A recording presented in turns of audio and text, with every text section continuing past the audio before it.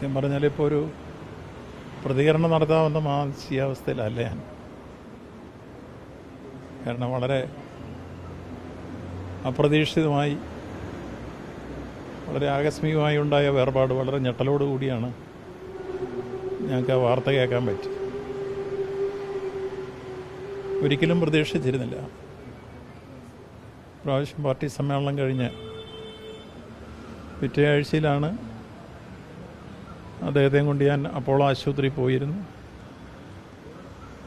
കൃത്യമായി ചികിത്സയെല്ലാം ഉറപ്പാക്കിയിരുന്നു. ഒരു സർജറി വേണമായിരുന്നു. വളരെ വിജയകരമായിരുന്നു ആ ശസ്ത്രക്രിയ. അതിനുശേഷം ഹോസ്പിറ്റലിൽ നിന്ന് ഡിസ്ചാർജ് ചെയ്ത് KTDCയുടെ റൂമിലായിരുന്നു അവിടെ താമസിച്ചുകൊണ്ടിരുന്നത്. ഒരു ബാഗ് എടുക്കാനുണ്ടായിരുന്നു. ശസ്ത്രക്രിയ തുടർന്ന് അത് ഹീൽ ചെയ്തിട്ട് പോരാമെന്നുള്ളതാണ്. ശസ്ത്രക്രിയ വളരെ വിജയകരമായിരുന്നു. അതുമായി ബന്ധപ്പെട്ട പ്രശ്നങ്ങളൊന്നും ഉണ്ടായിരുന്നില്ല. ഇന്ന് റിവ്യൂവിന് വേണ്ടി വീണ്ടും അപ്പോളോയിൽ ചെല്ലാൻ പറഞ്ഞിരുന്നു. ആശുപത്രിയിൽ പോയി റിവ്യൂ കഴിഞ്ഞ് 80% ഹീൽ ചെയ്തിരിക്കും. ഇനി അടുത്ത ആഴ്ചയിൽ ബാഗ് എടുക്കാം, സ്റ്റിച്ചും എടുക്കാം. അതിന് ഡേറ്റും തീരുമാനിച്ച് ആശുപത്രിയിൽ നിന്ന് പോന്നതാണ്. തിരിച്ച് കേരള ഹൗസിൽ വന്ന് പടി കയറുന്ന സമയത്ത് പെട്ടെന്നൊരു തലകറക്കം ഉണ്ടായി. വളരെ പെട്ടെന്ന് അപ്പോളോ ആശുപത്രി കൊണ്ടുപോയി. പക്ഷേ അവിടെ എത്തിയപ്പോഴേക്ക് കാർഡിയക് അറസ്റ്റായിരുന്നു. ഡോക്ടർമാർ എല്ലാ പരിശോധനയും നടത്തി. പക്ഷേ ജീവൻ നഷ്ടമായി. നമ്മളൊരിക്കലും പ്രതീക്ഷിക്കാത്ത, കാരണം ഞങ്ങൾ കൊണ്ടുപോയ രോഗവും അതെല്ലാം ചികിത്സിച്ച് ഭേദമായി പ്രതീക്ഷയോടുകൂടി ഞങ്ങളെല്ലാം നിൽക്കുന്ന കേട്ടോ. അപ്പോൾ അങ്ങനൊരു വേർപാട്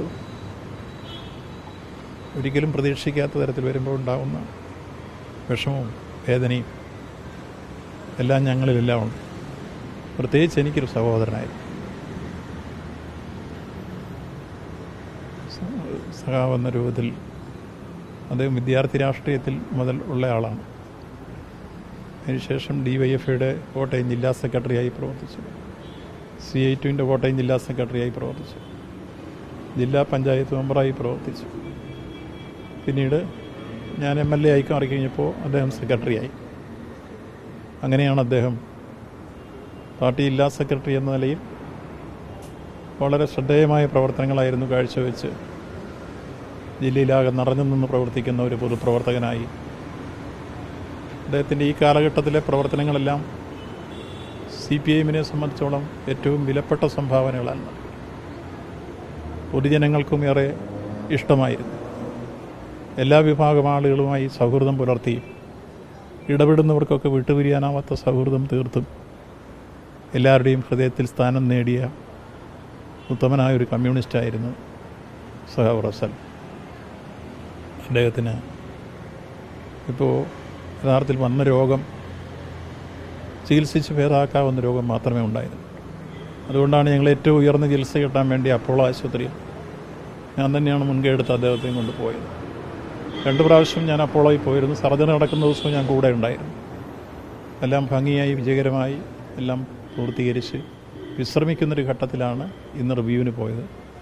ആ സന്ദർഭത്തിലാണ് അത് കഴിഞ്ഞ് വരുമ്പോൾ അദ്ദേഹത്തിന് കാർഡിയക് അറസ്റ്റ് ഉണ്ടായത്. അങ്ങനെയാണ് മരണത്തിലേക്ക് എത്താനിട വന്നത്. അദ്ദേഹം CPIഎമ്മിന് നൽകിയിട്ടുള്ള മഹത്തായ സംഭാവനകൾ, ഏറ്റെടുത്ത ചുമതലകളെല്ലാം കൃത്യനിഷ്ഠയോടെയും ആത്മാർത്ഥതയോടെയും സത്യസന്ധതയോടെയും ചെയ്തു തീർത്ത അനുഭവങ്ങളാണ് ഞങ്ങളുടെ മുമ്പിലുള്ളത്. എന്നും ഒരു സഹോദര തുല്യമായ സ്നേഹം സഖാവ് എന്ന രൂപത്തിൽ, സഹപ്രവർത്തകൻ എന്ന രൂപത്തിൽ എല്ലായ്പ്പോഴും എല്ലാ ദിവസവും ആശുപത്രി കിടക്കുമ്പോഴും ഏതെങ്കിലും ഒരു സമയത്ത് ഞാൻ അദ്ദേഹത്തെ വിളിക്കും, അല്ലെ അദ്ദേഹത്തെ എന്നെ വിളിക്കും. അങ്ങനെയാണ് ഞങ്ങൾ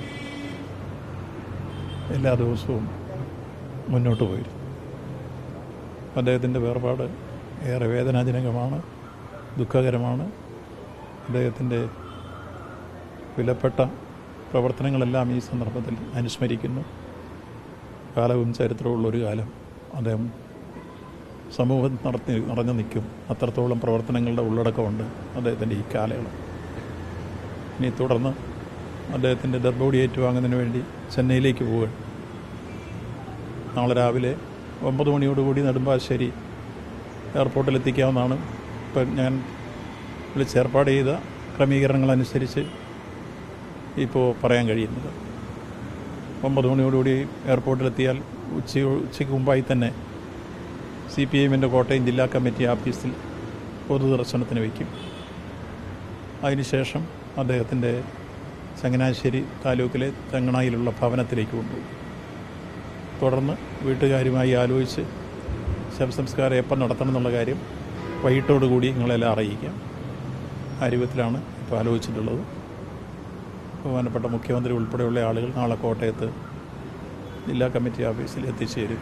പാർട്ടി സെക്രട്ടറിയും എല്ലാവരും എത്തിച്ചേരും. അതിന് ശേഷമായിരിക്കും ഭവനത്തിലേക്ക് ബോഡിയായി പോവുക.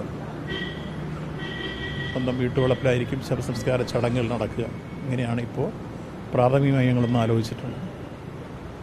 ഇപ്പോൾ അടുത്ത ഫ്ലൈറ്റിൽ ചെന്നൈക്ക് പോകാൻ നിൽക്കുകയാണ് ഞാൻ.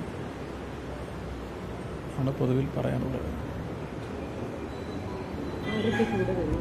ഇപ്പോൾ ഞാൻ പോകുന്നിടത്ത് പാർട്ടി ഓഫീസിൽ നിന്ന് 2 പേരൂടെ എത്തുന്നു എന്ന് അറിയിച്ചിരുന്നു.